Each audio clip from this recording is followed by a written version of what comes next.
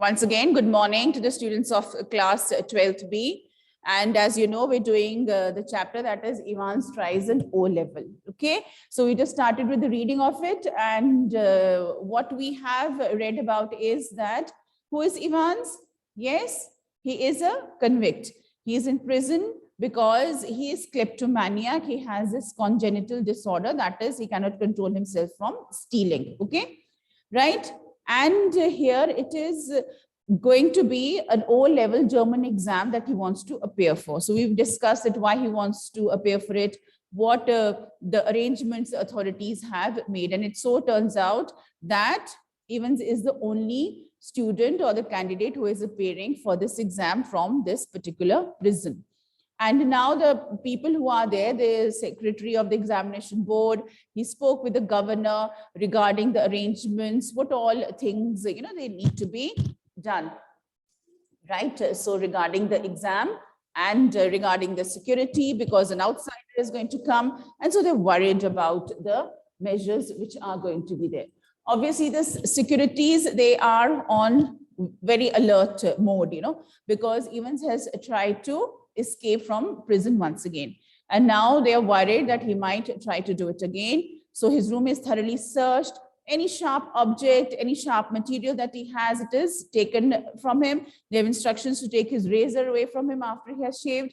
And he realized that even his nail clipper is missing. So what is there one thing about, like Evans here is that he appears to be quite an untidy person. He talks about, like how his vest and his trousers and all, they're very untidy, but his hands are very neat and clean, right? And so he takes very particular care of his hands. And he's not cut his hair for a long time. He thinks it is his, he likes this look. And he's wearing a woolen cap on his head. He says it's his lucky charm. So the prison officers, there are two officers, one is Jackson, one is Stephen, right? All these little bits of information, just imagine yourself, you're going to investigate this crime.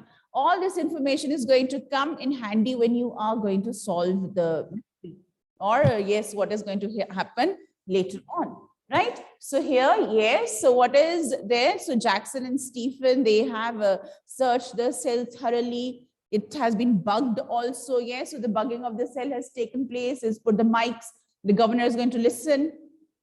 And we have also read about who's the invigilator going to come? McCleary. He's a parson and he's come wearing his long overcoat. He has a hat, and even the contents of his suitcase, they have been described. The newspaper, the Bible, the question paper, the sheets, all this that he is carrying. And that particular day, forecast was that it would be a cold day. It was drizzling, and so he is there, so wearing an overcoat and all. And so now the exam is about to start, right? The invigilator has come. He has been thoroughly frisked. He's been seen there at the entrance, and he will be coming to Evans' cell. Now the authorities, they're a little casual, they feel that, see, his cell is so far from the main gate, and there's a big wall surrounding the prison. So Evans is not going to make this silly attempt or make the silly decision to try to escape. Right? So now we're going to continue with the reading of the chapter. Now there are a few things you need to remember. One is the arrival of McCleary. What was it that he was wearing? Emphasis on that. Then there is one very more important information, that is the start of the exam. So 2-hour exam, it was supposed to start at 9:15.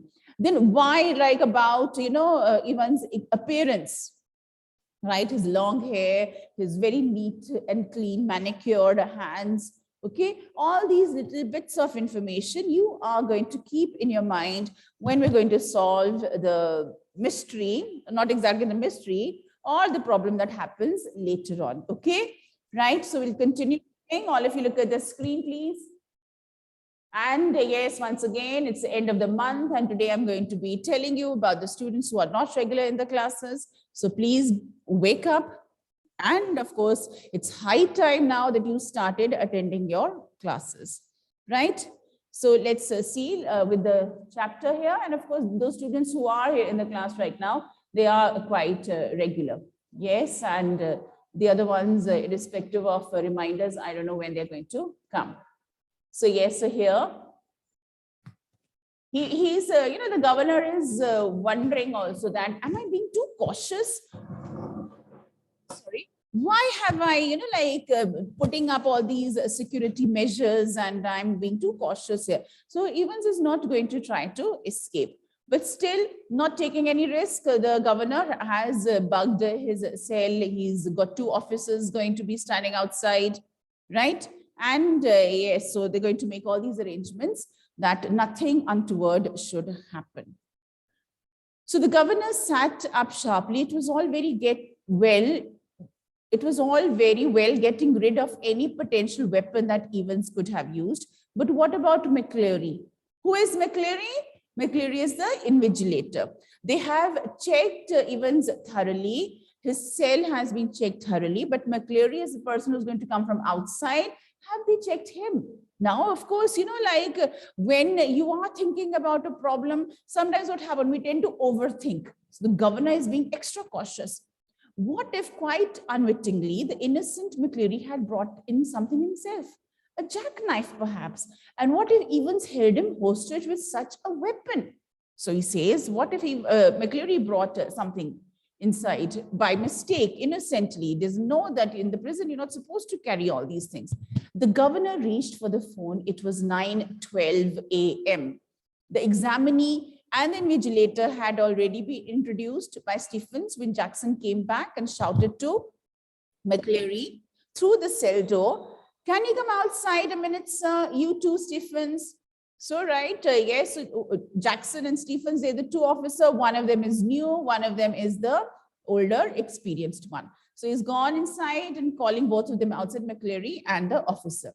Jackson quickly explained the governor's worry, and McCleary patiently held out his arms at shoulder level while Jackson lightly frisked his clothes. So he was checked at the entrance, but they're checking him once again in case. "Something hard here, sir." "My reading glasses," replied McCleary, looking down at the spectacle case. Jackson quickly reassured him and, bending down on the landing thumb, flicked the catches on the suitcase. He picked up each envelope in turn, carefully passed his palms along their surfaces, and seemed satisfied. He riffled cursorily through a few pages of Holy Writ and vaguely shook the church times. All right, so far. But one of the objects in McCleary's suitcase was puzzling him sorely. So he's checked the contents and gone through what all is there in his suitcase. He did not find anything suspicious or anything threatening, no sharp object at all, but there was something that was bothering him. "Do you mind telling me why you brought this, sir?" He held up a smallish, semi-inflated rubber ring, such as a young child with a waist of about 12 inches might have struggled into. "You think of going for a swim, sir?" What was the strange object? Please underline this. Please note this down. What did he note? There was a rubber ring in his suitcase. Okay, right? And he's wondering, what is the use of this? Very small rubber tube, like when you go swimming, you get those floats, rubber tubes, right? So that's a small rubber ring that he has. And he's wondering, what do you want to do with this? Are you going to go for a swim? McCleary's hitherto amiable demeanor was slightly ruffled by this tasteless little pleasantry. He didn't want to talk about it, and McCleary is a little upset.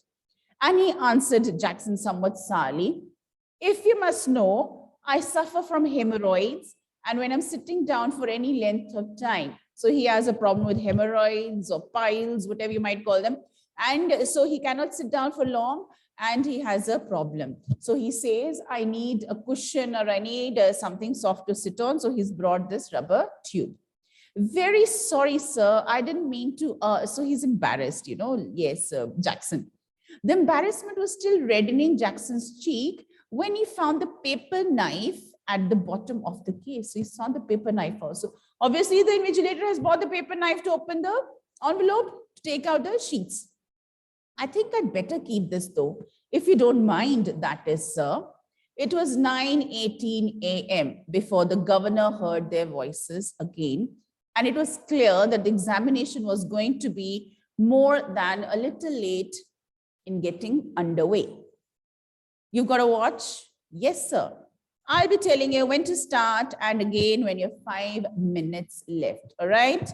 Silence. So this is the conversation between McCleary and Evans, and the governor is listening. There's plenty more of this writing paper should you need it. Now write the name of the paper. All of you, please, once again, all the information that is given, write the name of the paper 0211 in the top left-hand corner. Just like, you know, you write your subject, your roll number, everything there, isn't it? In the top right-hand corner, write your index number 313. And in the box just below that, write your center number 271. All right. So you have people have a lot of experience giving exams and you know how things are done. You have to write your roll number, your subject, your center number. So he's telling him that please fill in all the particulars. Silence. 9:20 a.m. I am now going to. He's not going to stay here, is he?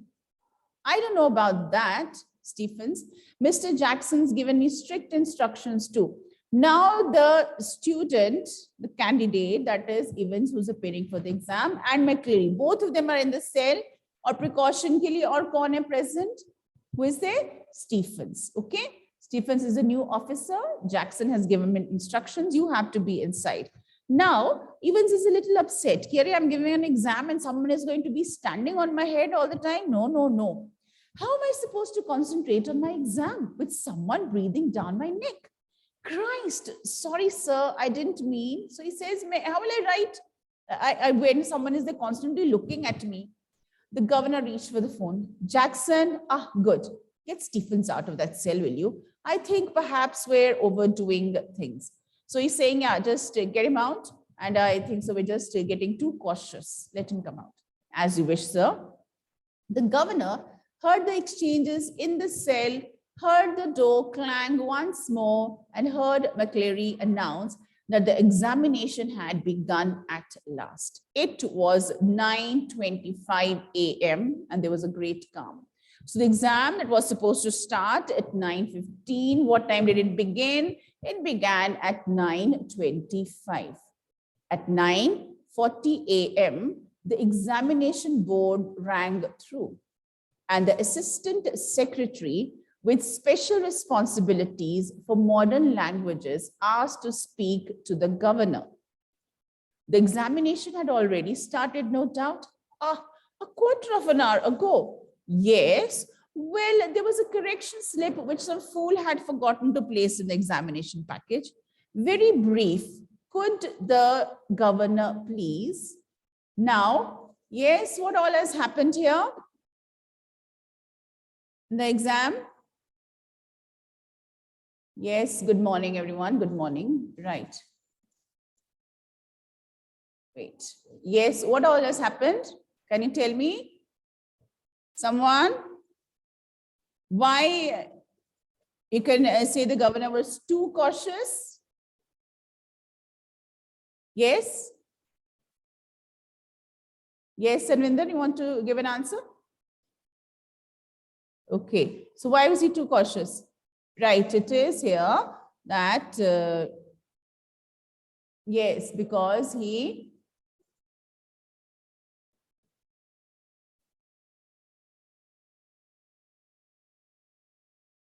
just a minute.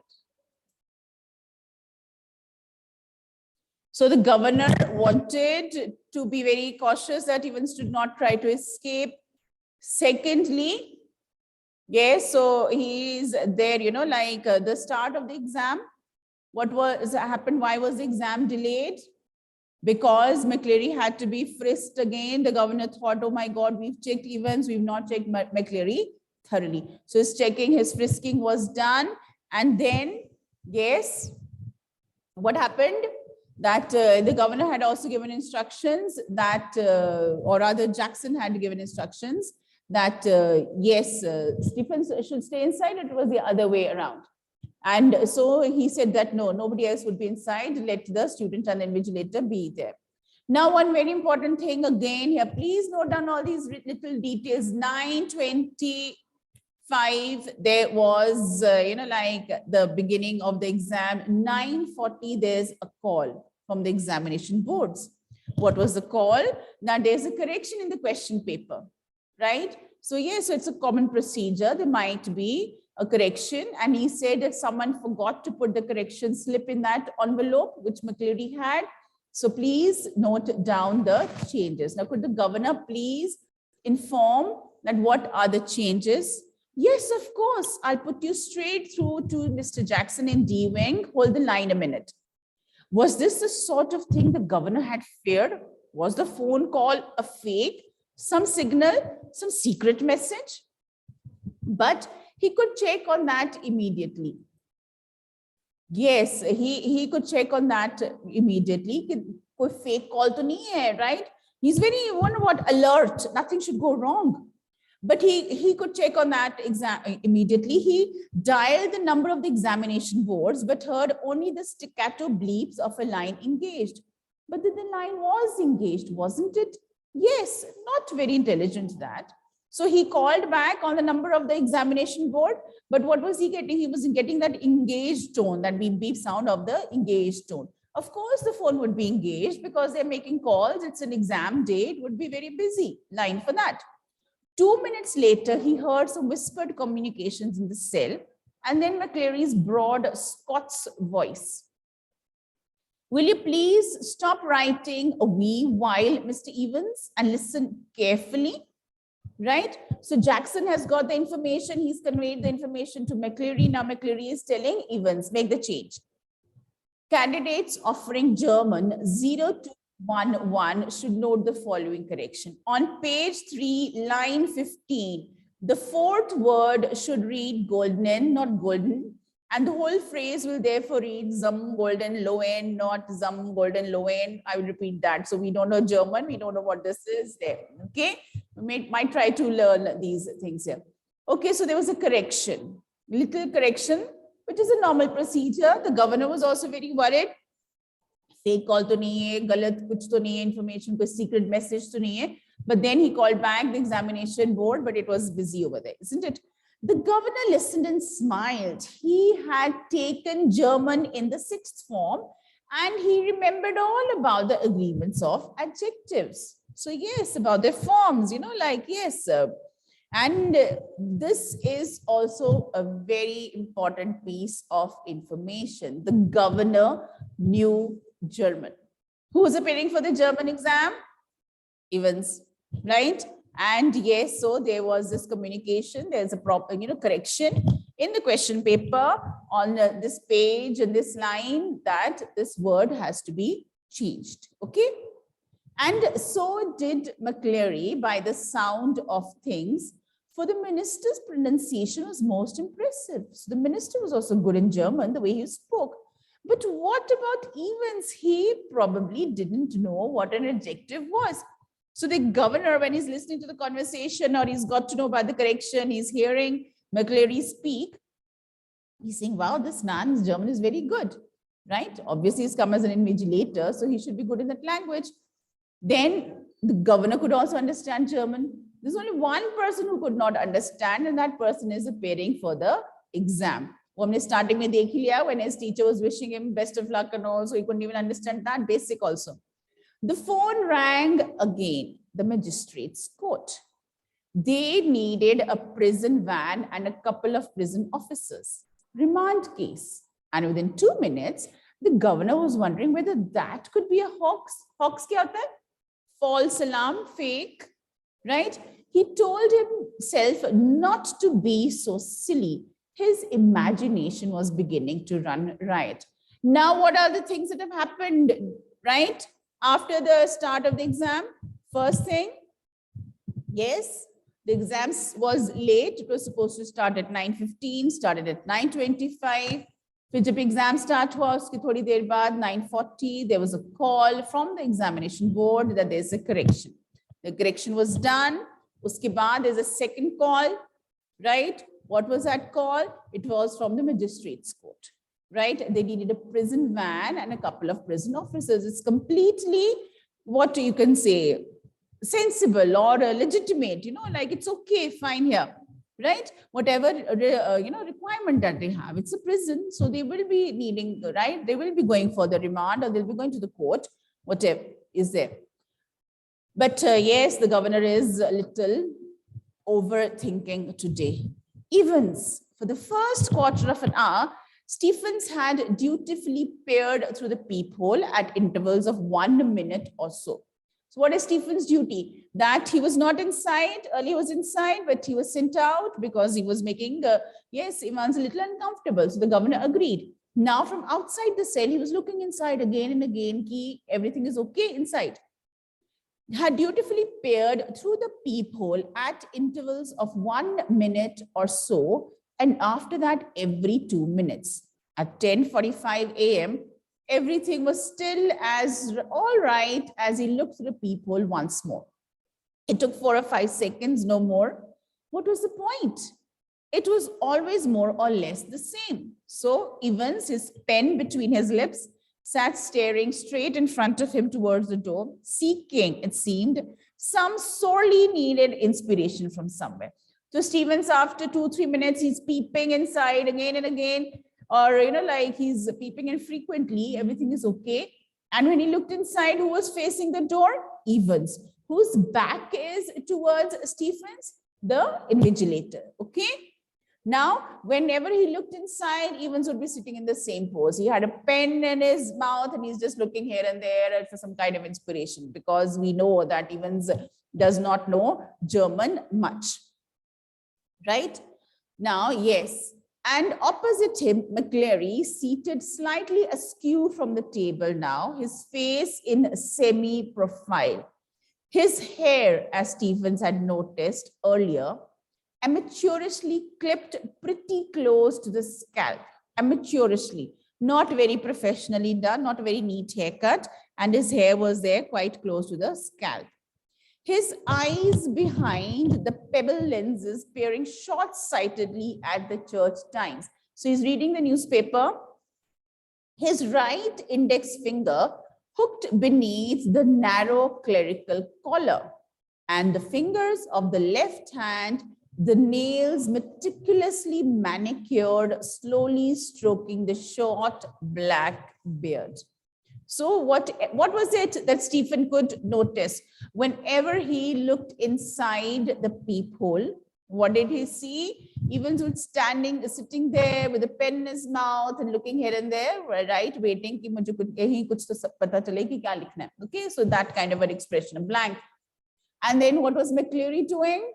He was there, yes, reading the newspaper, and his hand there on, and his profile was there visible. And he's looking at the newspaper.